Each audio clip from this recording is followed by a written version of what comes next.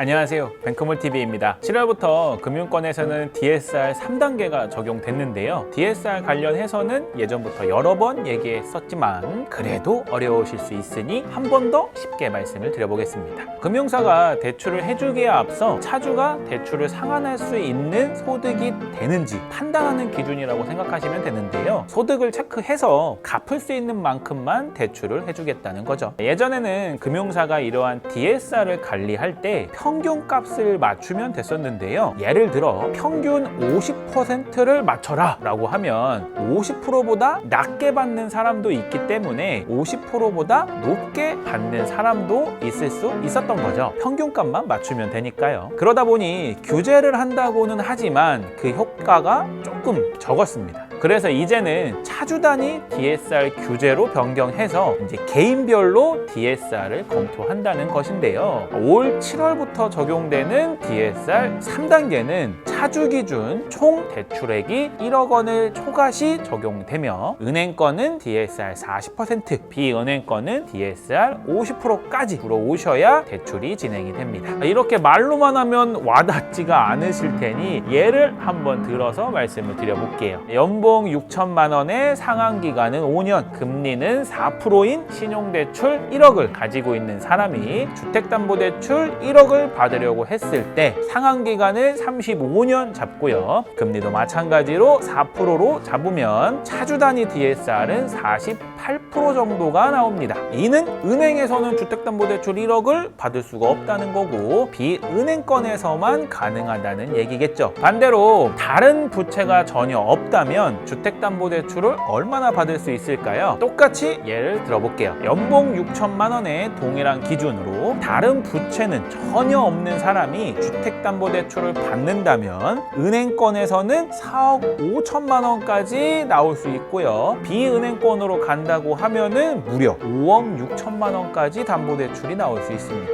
다른 부채가 있고 없고에 따라서 대출받을 수 있는 금액이 정말 많이 차이가 나죠. 그래서 준비했습니다. 7월부터 강화된 DSR 규제에 따라 주택담보대출을 받으실 때 한도 늘리는 꿀팁 놓치지 말고 잘 따라오세요. 시작합니다.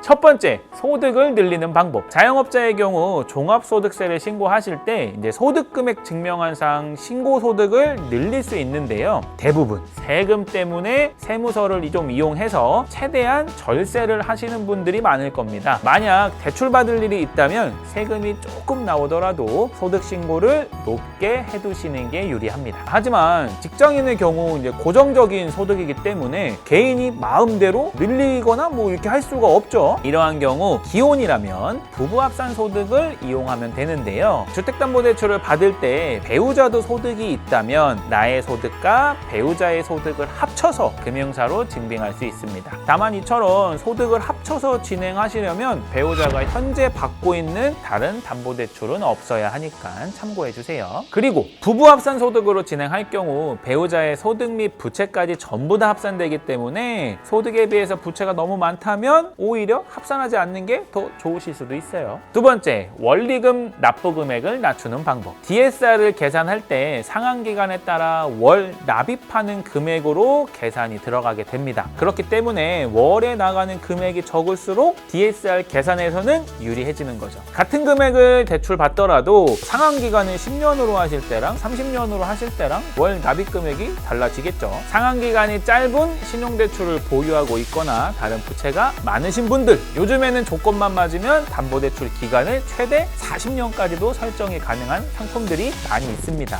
DSR을 통과를 못하실 것 같다면 이러한 상품들을 이용해서 대출 기간을 최대한 길게 가져가시는 것도 좋은 방법입니다. 세 번째, 담보대출을 제외한 채무는 부부 중 한 사람에게 몰기. 아직 미혼이시라면 쓸 수가 없는 방법이라 죄송합니다.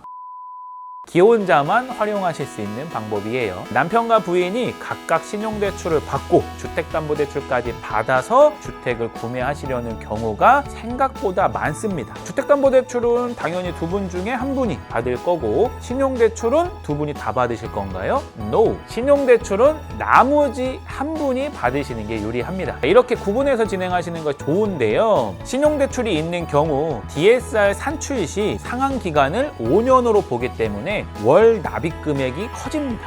담보대출 받을 때 DSR 심사에서 불리해지시는 거죠. 부부니까 공평하게 3천만 원씩 신용대출 받자라는 건 잠시 접어두시고 한 명이 담보대출을 진행하고 다른 한 명이 6천만 원 신용대출을 전부 다 진행하는 겁니다. 물론 소득이 많아서 큰 걱정이 없는 분들은 해당이 안 되시겠지만 알고 계시면 좋은 방법이니까 기혼이시라면은 꼭 기억해 두세요. 마지막, 무소득자는 신용카드 및 체크카드를 적극적으로 사용하자. 지역건강의료보험료를 따로 납입을 하지 않는 경우가 있습니다. 프리랜서, 무직, 주부 등 소득이 없거나 있어도 공적인 서류로 증빙하시는 게 어려우신 분들이 있는데요. 이런 분들은 추정소득을 통해서 주택담보대출을 진행할 수 있습니다. 기본적으로 신용카드 금액이나 체크카드 사용 금액 등을 통해서 추정소득을 산정하게 되는데요. 난 현금을 많이 써 하신 다음엔 평소에는 상관없지만 대출을 받을 일이 있다 그러면 현금은 잠시 넣어두시고 카드를 사용하시는 게 좋습니다. 카드를 많이 사용할수록 추정소득도 올라가니까 그만큼 담보대출을 많이 받을 수 있겠죠.